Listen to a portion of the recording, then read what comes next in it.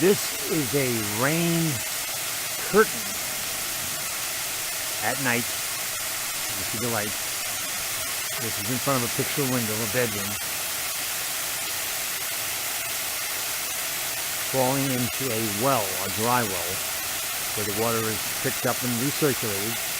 It actually is using two 3,600 gallon per hour pumps, so two pretty large pumps to push all this water.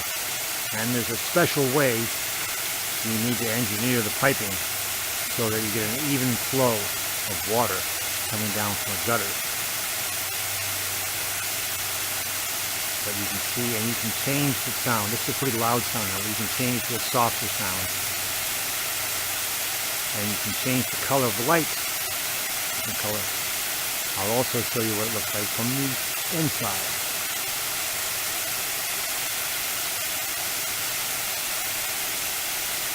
If this is too loud, I guess we could put a mat. And I'm going to put lights in tonight, but I wanted to show you what it looked like with a little box around it, because you'd mentioned inside. And we'll take a quick look at that from the inside.